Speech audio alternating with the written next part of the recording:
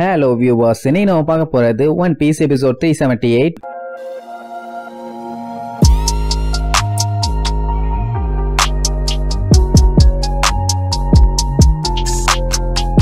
Open பண்ணா அந்த thriller பார்க்கோட கேட்டும் ஓபன் ஆகுது. உள்ளுக்குள்ள இருந்து ஹாக்பேக்கும் அப்சலமும் அங்க இருந்து தப்பிச்சு வர்றாங்க. ஆனா கப்பல் வர்றது கண்ணுக்கே தெரியல. ஏன்னா கப்பல் அப்சலம் கம்ப்ளீட்டா மறைச்சிட்டான். யாரு கண்ணுக்கும் தெரியாம எஸ்கேப் ஆகணும்னு. ஹெரோனாவை விட்டுட்டு வரோமே ஓகேவான்னு கேட்டா அவ எங்க இருக்கா என்னன்னே தெரியல. அப்புறம் எப்படி அவளை கூட்டிட்டு வர முடியும்? இதுக்கப்புறம் இவங்க அங்கேயே இருந்தாங்கன்னா கண்டிப்பா நம்ம உசுருக்கு தான் ஆபத்து. அதனால நம்ம முதல்ல தப்பிச்சா போதும். மேபி அவ தப்பிச்சிருக்க வாய்ப்பு இருக்குங்கிற மாதிரி பேசிட்டு வருவானுங்க. அப்படி த்ரில்லர் பார்க்க விட்டு கொஞ்சம் தூரம் வெளியே வந்ததுக்கு அப்புறம் தான் கப்பலையே விசிபிள் பண்ணுவானுங்க. பார்த்தா இது சின்ன சைஸ் த்ரில்லர் பார்க்க கப்பல். அவனுக்கு ரெண்டு பேருக்குமே செம சந்தோஷம். ஒரு வழியா தப்பிச்சு வந்துட்டாங்கல்ல. இன்னும் கொஞ்ச நேரம் அங்க இருந்தாங்கன்னா போதும் சங்கு கன்ஃபார்ம். அந்த அப்சலம்க்கு என்ன ஒரு குழப்பம்னா எதுக்காக இந்த குமார் த்ரில்லர் பார்க்குக்கு வந்தான்னு. அப்புறம் தான் இன்னொரு விஷயத்தையே காட்டுறானுங்க. தப்பிச்சு வர்றது இவனு ரெண்டு பேரும் மட்டும் இல்ல, கூடவே அடிபட்டு கண்டமாயி கிடக்கிற கெக்கோ மொரியாவையும் தூக்கிட்டு தான் வந்திருப்பானுங்க. அப்பதான் ஹாக்பேக் சொல்லுவான், அந்த குமா வந்ததே குரோக்கோடைலுக்கு ரீப்ளேஸா அடுத்து யார மாத்திருக்காங்கன்னு சொல்றதுக்காக தான். அவன் பேரு பிளாக் பியர்ட். அவன் பெரிய பெரிய பஞ்சாயத்தெல்லாம் பண்ணிருக்கான்னு சொல்லி நியூஸ் பேப்பர்ல காட்டுவான். அப்பதான் மேட்ரே தெரியுது. ஏசுக்கும் பிளாக் பியர்டுக்கும் நடந்த சண்டையில ஏச ஜெயிச்சு அவனை ஜெயில தூக்கி போட்டிருக்காங்க. அவன் தானே ஒயிட் பியர்டோட செகண்ட் டிவிஷன் கமாண்டர். அண்ட் இவங்களுக்கு தெரிஞ்ச அவன் நார்மலான ஆளே கிடையாது. ஒயிட் பியர்டோட விசுவாசமான நாய்கள்ல இவனும் ஒருத்தன் சொல்லுவாங்க. இப்ப என்னன்னா கவர்மெண்ட்டுக்கு பவர்ஃபுல்லான ஆளு ஒருத்தன் கிடைச்சிட்டான். இப்ப அவங்க என்ன பண்ண போறாங்க ஏது பண்ண போறாங்கன்னு ஒண்ணும் தெரியல. ஆனா அவங்க என்ன பண்ணாலுமே கண்டிப்பா இந்த பைரட் யாராலேயே ஒரு பெரிய மாற்றம் இருக்கும்னு ஹாக்பேக் சொல்லுவான். இப்ப என்னன்னா இவங்க நிலைமையுமே ரொம்ப மோசமா இருக்கு. இப்படி ஒரு நிலைமையில மொரியா மட்டும் செத்தான்னா அது சரிப்பட்டு வராது. நம்ம தான் ஏதாச்சும் பண்ணணுங்கிற மாதிரி சொல்லுவானா. ஆனா அப்சலம் எனக்கு அதை பத்தி எல்லாம் கவலையே இல்ல. நான் இப்ப கல்யாணம் பண்ணிக்கிறதுக்கு ஒரு பொண்ணு வேணும். சோ என்னோட ஒய்ஃபை தேடிட்டு இருக்கேன். அதுலதான் எனக்கு இப்போதைக்கு இன்ட்ரெஸ்டிங்கான ஒன்னே ஹாக்பேக். அவ்வளவுதானே, ஒரு டெட் பாடியை மட்டும் கொண்டு வா, நான் உனக்கு உயிரை வர வச்சு கல்யாணம் பண்ணி வைக்கிறாமா. டே வீணா போன வெட்டி விளக்கண்ண, நான் கேட்டது நிஜமான மனுஷிடா, என்ன செத்த பணத்தெல்லாம் கல்யாணம் பண்ணி வைக்கிறாங்கன்னு சொல்லி அவனை பச்சை பச்சையா திட்டிட்டே போவான். அப்படியே கட் பண்ணி இங்க த்ரில்லர் பார்க்ல காட்டுறாங்க. கொரியாவை டிஃபீட் பண்ணி ஒரு நாள் ஆயிருச்சு. எல்லாருமே கப்பல்ல வந்து நாள் பூரா பயங்கரமான ரெஸ்ட். பின்ன கடைசியா போட்ட சண்டை என்ன நார்மலான சண்டையா? மண்டை உடையற அளவுக்கு சண்டை போட்டுருக்கானுங்களே. சாப்பாடு செஞ்சு கொடுக்க சொல்லி சஞ்சியா படாத பாடு படுத்துவாங்க. அலி நம்ம லூஃபி இருக்கானே, கொக்கா மக்கா அத்தா தண்டி சீச கையில எடுத்து வச்சுக்கிட்டு லபக லபக லபக லபகன்னு பொலந்து கட்டுவான். சஞ்சய் அதை பத்தி எல்லாம் கவலைப்பட மாட்டான். அவனுக்கு நிறைய வேலை இருக்குதுங்கிற மாதிரி சொல்லிட்டு அந்த பைரட்ஸ் இருக்காங்கல்ல அவங்கள பத்தி லோலா கிட்ட கேப்பான். அவங்க இப்பதானே சூரிய வெளிச்சத்தையே முதல்ல பாக்குறாங்க. அதனால எல்லாரும் சந்தோஷத்துல சன்பாத் எடுத்துக்கிட்டு இருக்காங்களாமா. இப்படி அவங்க சொல்லிட்டு இருக்கும்போது லூஃபி ஜாலியா சீச வாயில போட்டு அமுக்கு அமுக்கு நமுக்கிட்டு இருப்பான். அத்தா தண்டி கட்டிய ஒரே அமுக்கா வாயில அமுக்கனா மனுஷனா இவன்? எங்க இருந்து இவனுக்கு இவ்வளவு எனர்ஜி வந்துச்சுன்னு உசோப்புகள்லாம் ஒண்ணும் புரியல. அட அவன் மட்டும் இவனுக்குள்ள இருக்க பெயினை வெளியெடுக்கலன்னா இந்நேரத்துக்கு நம்ம பையன் இந்த அளவுக்கு ஆட்டம் போட்டுக்க மாட்டான். லோலா பாத்துட்டு இப்படி திங்கறானே உங்ககிட்ட சாப்பாடு இன்னும் இருக்குதான்னு கேப்பா. அதெல்லாம் மலை மாதிரி குமிஞ்சு கிடக்குதாமா. யார் பண்ண வேலைன்னு தெரியல, ஆனா குமிச்சு வச்சுட்டு போயிருக்காங்கன்னு சொல்லுவான். உடனே லோலாக்கு செம ஹாப்பி. பரவாயில்லையே, இந்த உலகத்துல நல்லவங்களும் இருக்காங்கிற மாதிரி சொல்லிட்டு இருப்பா. நடந்த மேட்ரு தெரிஞ்சா கொல்ல காண்டா இருப்பாங்க. அண்ட் அது மட்டுமா கப்பல்ல அவங்களோட ட்ரெஷர் எல்லாத்தையுமே லோட் பண்ணிருக்காங்களே. என்னதான் கிறிஸ்மஸ்க்கு கிஃப்ட்னு சொன்னா கூட இது ரொம்ப ஓவராலா இருக்குது. இங்க நம்ம பையலுக்கு ஜாலியா நோண்டுன்னு நோண்டி விளையாண்டுட்டு இருப்பானுங்க. லூஃபி அதுல ஒரு ஜெம் பேண்ட் ஒன்னு எடுத்து கையில போடுவானா. உசோப்ப பார்த்துட்டு இப்படி ட்ரெஷர் எடுக்கிறியே, நமிக்கு மட்டும் தெரிஞ்சது இந்த ஜெம்ஸ்டோன் எடுத்ததுக்காக உன்னை பொலந்து கட்டிடுவான். என்ன நமி அப்படின்பா. பார்த்தா அவ அந்த ட்ரெஷருக்குள்ளதான் உட்காந்துக்கிட்டே இருப்பா. ஆனா அவ எதுவும் சொல்ல மாட்டா. என்ன மேட்டர்னா இவங்க வச்சிருந்த ட்ரெஷர்ல ஜெம்ஸ்டோனே இல்லையாமா. அதனாலதான் வச்சுக்கிட்டோன்னு சொல்லி விட்டுருக்கா. என்ன ஒரு வில்லத்தனம். இல்ல வேற லோலா பைரட்ஸுக்கு ஒரு பீஸ் கூட ட்ரெஷர் தர மாட்டாளாமா. லோலா கேட்டுட்டு கோவெல்லாம் பட மாட்டான். எங்களை காப்பாத்தினவங்க கிட்ட இருந்து நாங்க எதையுமே எடுத்துக்க மாட்டோம். நீங்க இவ்வளவு ஹெல்ப் பண்ணதே பெரிய விஷயம் தான் நமிசோ. அதனால கவலைப்படாதீங்க, நாங்க திருட மாட்டோம்னு சொல்லுவாளா. அந்த டைம் நம்ம உசோப்பு கத்திய வச்சு விளையாண்டுட்டு இருப்பான். என்ன இப்படி நெளிஞ்சு கிடக்குதுன்னு. அப்ப இந்த மேரேஜ் ப்ரொபோசல் லோலாக்கு நம்ம நமிய பார்க்கும்போது முதல் டைம் மீட் பண்ற மாதிரியே இல்ல. ஏதோ ஸ்டேஞ்சா இருக்குதுன்னு சொல்லிட்டு இருக்கும் போது நம்ம நமிக்கே ஸ்ட்ரைக் ஆகும். இந்த லோலா வேற யாரும் இல்ல. அப்சலமா போட்டு படாத பாடு படுத்தினாலே மாமா பொண்ணு லோலா. அவ தான் இவ. அதாவது இவளோட ஷேடோ தான் அந்த லோலாக்கு போயிருக்குது. அந்த லோலா தான் இந்த லோலாயி. உடனே நமிக்கு சந்தோஷம் தாங்க முடியாம, நான் உன்னை மறுபடியும் பார்த்துட்டேன் லோலா, நீ நல்லா இருக்கீல்ல, எனக்கு அதுவே போதுங்கிற மாதிரி சொல்லுவா. உசோப்பு பார்த்துட்டு அப்படின்னா அந்த சண்டையப்போ இடையில வந்துச்சு அந்த காட்டெருமை, அவதான் இவளாங்கிற மாதிரி கேப்பான். உடனே நமி என்ன பண்ணுவா, அவ வச்சிருந்த ட்ரெஷர்ல இருந்து ஒரு கிரீடத்தை எடுத்து அவ கையில கொடுத்து ரொம்ப ரொம்ப தேங்க்யூன்னு சொல்லுவா. அவளுக்கே செம ஷாக்கா இருக்கும். எது நீ எனக்கு தேங்க்யூ சொல்லி இந்த ட்ரெஷரை கொடுக்குறியான்னு. இவளை விட நம்ம பள்ளிகளுக்கு செம ஷாக்கு. தண்டோரா போட்டுட்டு இருப்பானுங்க. ஐயோ நமி நம்ம ட்ரெஷரை மத்தவங்களுக்கு கொடுக்குறா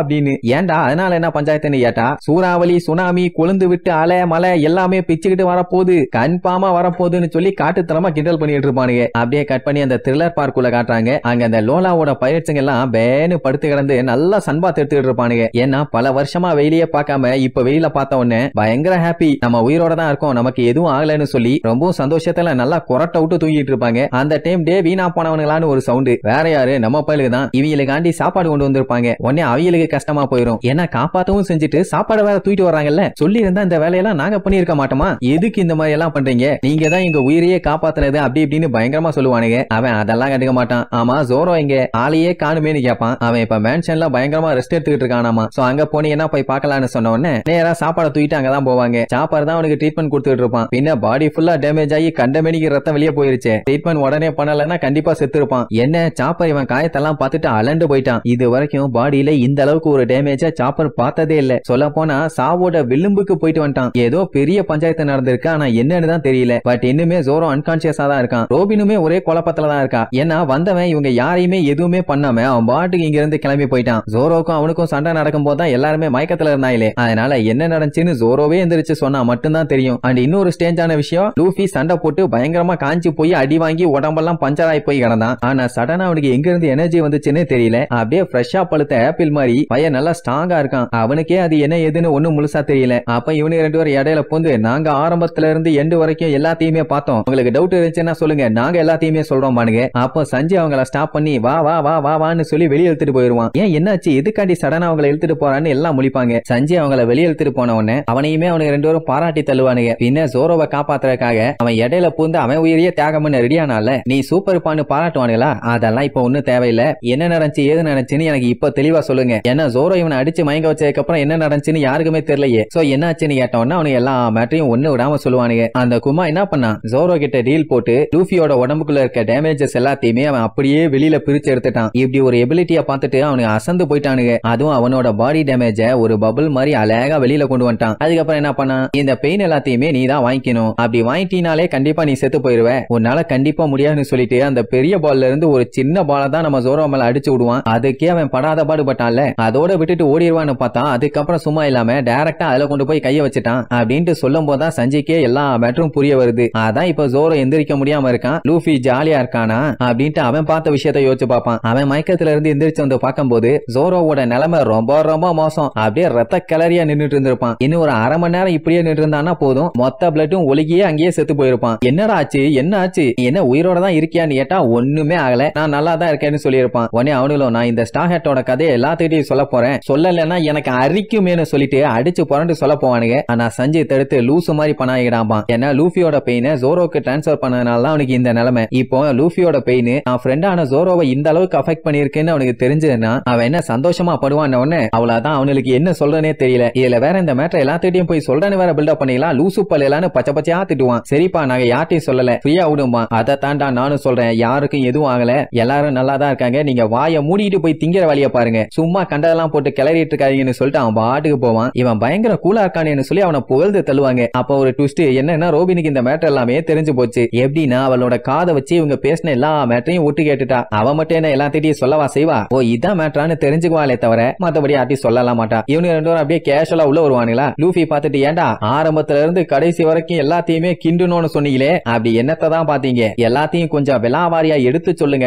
அப்படியே பேந்த பேந்த முழிப்பானுங்க மேல கீழே சைலன்னு. என்னாச்சு இவனுக்கு பைத்தியம் கீத்தியம் பிடிச்சிருச்சான்னு கேட்டா அந்த கேள்வியை மட்டும் எங்க கிட்ட கேட்காதப்பா, எல்லாருமே நல்லா இருக்காங்கல்ல அதோட நிறுத்திக்க, அதுக்கு மேல பேசுறதுக்கு உடுவே இல்ல, நாங்க போயிட்டு வரோம் பை பைன்னு சொல்லிட்டு அவனுக்கு பாட்டுக்கு போவானுங்க. ஆமா என்னாச்சு இவனுக்கு மண்டையில ஏதாச்சும் பாறாங்கல் விழுந்துருச்சான்னு முழிப்பான். அப்படியே கட் பண்ணா சாப்பாடு கொடுத்ததுக்கு நன்றின்னு சொல்லி கத்துற சவுண்ட் கேட்கும். அதுக்கு அடுத்த செகண்டே லபக லபக லபக லபகன்னு வெரைட்டி வெரைட்டியா சாப்பிடுவானுங்க. உயிரோட வந்தது ஒரு சொட்டு கூட வீணாகல, இந்த சாப்பாடை சாப்பிடறதுக்காகவே உயிரை உள்ளாம் போலன்னு சொல்லி சஞ்சிய புகழ்ந்துகிட்டே சாப்பிடுவாங்க. இதுல ப்ரூக்கோட தான் ரவுஸ். மறுபடியும் சஞ்சியோட சாப்பாடை சாப்பிடறதுக்கு அவனோட லிப்ஸ் எல்லாம் துடிக்குதாமா. ஆனா எனக்கு தான் லிப்ஸ் இல்லையேன்னு சொல்லி கதறுவான். பிராங்கியால இவன் அட்டூழியம் தாங்க முடியல, டேய் வாய மூடிட்டு தின்னேன்டா, ஏன்டா உசர வாங்குறேன்னு கதறுவான். ஆனா சுத்தி இருக்கிறவங்களுக்கு ப்ரூக் பேசுறது பண்றதெல்லாம் பார்க்கும்போது சிரிப்பா வரும். அவன் உட்கார்ந்து இருக்க ஸ்டைல பாத்தீங்களா, எங்க உட்கார்ந்து இருக்க மாதிரி இருக்குன்னு சொல்லி கீழே கரெக்டா கமெண்ட் பண்ணுங்க. ஆனா அதுக்கப்புறமும் அவன் வாய் அடங்கல. நான் இப்படியே 2 நாளைக்கு தின்னேன்னா கண்டிப்பா வெயிட் போட்டுருவேன்னு சொல்லிட்டு, ஐயோ நான் எப்படி வெயிட் போடுவேன், நான் தான் ஸ்கெலிட்டன் ஆச்சேம்பா. பிராங்கியால முடியல கதறுவான். ஆனா சுத்தி இருக்கவங்க எல்லாம் ஸ்கெலிட்டனு சூப்பரா பேசுறையான்னு சொல்லிட்டு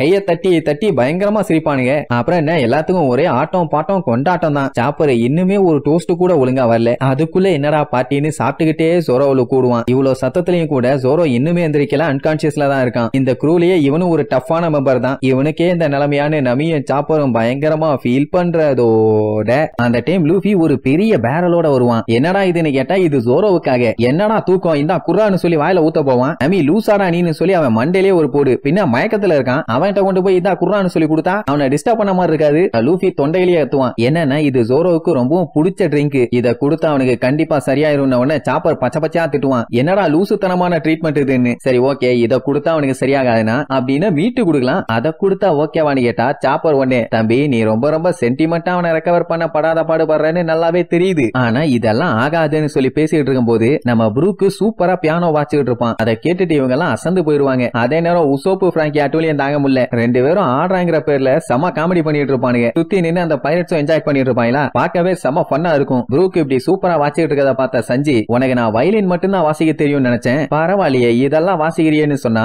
அங்கதான் அவன் இன்னொரு ட்விஸ்ட் வைப்பான். என்னன்னா இந்த இன்ஸ்ட்ருமெண்ட் மட்டும் இல்ல ஏகப்பட்ட இன்ஸ்ட்ருமெண்ட் வாசிப்பானாமா. நான் ஒரு கலை மாமேதைன்னு வேற சொல்லுவான். ஆனா அந்த டைம் ப்ரூக்கு நீங்க என்னென்னலாம் பேசுனீங்கன்னு எல்லாத்தையுமே நான் கேட்டேன்பா. அதான் ஜோரோக்கு என்னாச்சு ஏதாச்சுன்னு இப்ப ப்ரூக்குமே நல்லா தெரியும். இந்த அளவுக்கு சஞ்சய் சீக்கிரட்டா வச்சிருக்கும் போது அவன் மட்டும் என்ன சொல்லவா செய்வான். அவன் சஞ்சிய பாராட்டி தள்ளுவான். ஆனா சஞ்சய் நான் என்னையவே முட்டாளாக்கிட்டேங்கிற மாதிரி சொல்லுவானா. உடனே அவன் இருந்துகிட்டு சரி ஓகே அப்படியெல்லாம் நினைக்காத, நீ வேணா ஏதாச்சும் ஒரு சாங் பிக் பண்ணு, அந்த சாங்க வாசிக்கிறேமா, எதை வேணாலும் கேட்கலாமா அப்படின்னான்னு சொல்லி வாயை எடுப்பான். ஆனா அதுக்குள்ளேயே ப்ரூக் அவன் இஷ்டத்துக்கு என்னத்தையோ வாசிக்க ஆரம்பிச்சிருவான். அவன் ஸ்டார்ட் பண்ண உடனே ஏதோ புதுசா வாசிக்க போறான்னு எல்லாருமே ஒரு செகண்ட் திரும்பி பார்ப்பாங்க. அப்பதான் நம்ம ப்ரூக்கோட ட்ரேட்மார்க்கான ஒரு சாங்க வாசிப்பான். ப்ரூக் சாங்னு சொல்லி யூடியூப்ல அடிச்சு தேடி பாருங்க, கொஞ்சம் வித்தியாசமா இருக்கும். என்ன சஞ்சய் அந்த டைம் கொஞ்சம் காண்டாயி கத்திட்டு இருப்பான். பின்ன அவன்கிட்ட சாங் என்ன வேணும்னு சொல்லி கேட்டுட்டு அவன் இஷ்டத்துக்கு வாசிக்கிட்டு இருந்தானா என்ன பார்த்தா எப்படா இருக்கு வெண்ணப்பாயிலன்னு பச்சை பச்சையா திட்டுவான். ப்ரூக் அதெல்லாம் கண்டுக்காம அவன் பாட்டு சூப்பரா பாடுவான். எல்லாருமே அந்த சாங்கை கேட்டு சும்மா ஜாலியா என்ஜாய் பண்ணுவாங்க. அதுலயும் சாப்பரும் உசோப்பம் பண்ற அட்டூலியா இருக்கே செம ஃபன்னு. சோ அப்படி ஒரு கொண்டாட்டம் கோலாகலம் என்ஜாய்மெண்ட் அன்னைக்கு நாளே அவங்களுக்கு சிறப்பா அமைஞ்சிருக்கு. பல வருஷம் பூட்டி வச்சிருந்த சந்தோஷத்தை இன்னைக்குதான் மொத்தமா வெளியில விடுறாங்க. அப்ப எந்த அளவுக்கு இருக்கும். லூஃபி ப்ரூக்கோட சாங்க கேட்டுட்டு எனக்கு இந்த சாங்க நல்லாவே தெரியும்பா.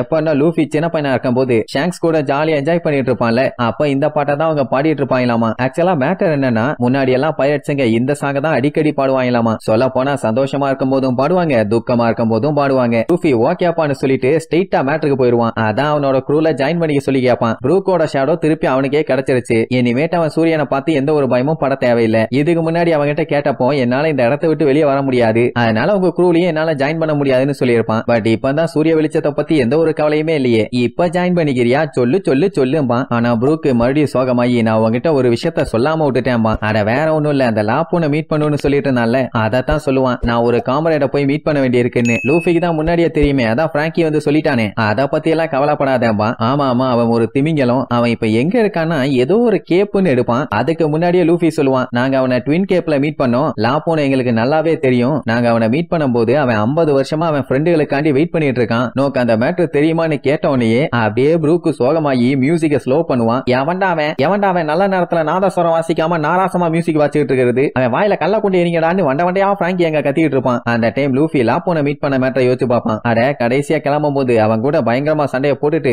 அடிபட்ட காயத்து மேல பெயிண்டும் பண்ணி விட்டுட்டு நம்ம மறுபடியும் சண்டை போடணும், அதுக்கான சிம்பல் தான் இது, நான் வர்ற வரைக்கும் நீ இதை அழிச்சிடவே கூடாது, தேவையில்லாம செவுத்துல முட்டி இதை டேமேஜ் பண்ண அப்புறம் அவ்வளவுதாங்கிற மாதிரி சொல்லியிருப்பான். உடனே அந்த லாப்பூனுக்கு ரொம்ப ஹாப்பி, சந்தோஷமா வழி அனுப்பி வைக்கும். நம்ம பயலுக இன்னும் கொஞ்சம் லேட் ஆகி வந்திருந்தாங்கன்னா போதும் அந்த லாப்பூன் செவுத்துல இடிச்சிடிச்சே செத்து போயிருக்கும். ஆனா லூஃபி வந்து எப்படியோ காப்பாத்திட்டான். ஆக்சுவலா அந்த லாப்பூன் தேடிட்டு இருக்கவங்க செத்துட்டாங்கன்னு தான் நினைச்சிருப்பாங்க. பட் உயிரோட இப்படி ஒருத்தன் இருக்கான்னு கேட்ட உடனே லூஃபியே ஷாக் ஆயிட்டான். இன்னுமே ப்ரூக் அவனுக்கு பண்ண ப்ராமிஸ மறக்காம இருக்கான்ல, சூப்பர்ப்பா, கண்டிப்பா இந்த மேட்டர் லாப்பூனுக்கு தெரிஞ்சதுன்னா அவனே ஷாக் ஆயிருவான். அப்படி இப்படின்னு அவன் சொல்ல இங்க இவனுக்கு பயங்கரமா ஷாக் ஆகும். ப்ரூக் நம்பனானா இல்லையான்னு தெரியல. அவன் என்ன கேட்பானா நிஜமாவே நீங்க லாப்பூனை மீட் பண்ணீங்களா உண்மைதானான்னு அழுத்தி கேட்பான். 50 வருஷம் போயுமே லாப்பூன் எங்களுக்காண்டி வெயிட் பண்ணிட்டு இருக்கானா, நீ நிஜத்தை தான் சொல்றியான்னு திருப்பி கேட்பான். லூஃபியும் அட ஆமாண்டா வீணா பண்ண எலும்பு மண்டையா நம்புடா அதான் உண்மைன்னு அடிச்சு சொல்லுவான். உடனே சஞ்சய் உசோப்பும் ஆமா நாங்களும் லாப்பூனை பார்த்தோம்னு சொல்லுவாங்க. உடனே ப்ரூக் ஆனந்த கண்ணீரோட அவனுக்கு இசைனா ரொம்ப பிடிக்கும், ரொம்ப புடிவாதக்காரன், அவனை விட்டுட்டு வரும்போது எங்க போட்டு சைஸ்ல தான் இருந்தான், ஆனா இப்ப நல்லா வளர்ந்துருப்பான்ல,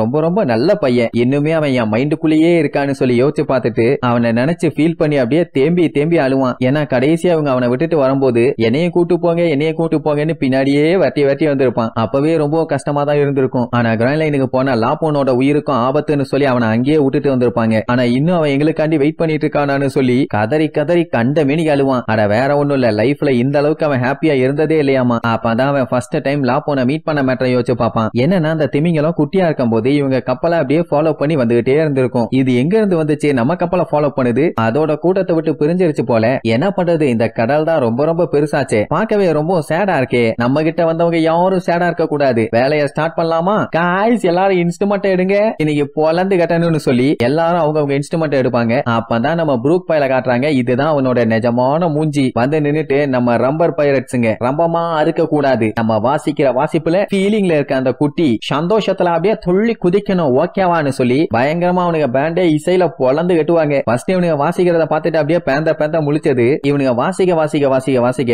அப்படியே சோகமா இருந்த மூஞ்சி டப்புன்னு சிரிக்கிறதோட இந்த எபிசோடுக்கு எண்டு கார்டு போட்டு முடிக்கிறாங்க.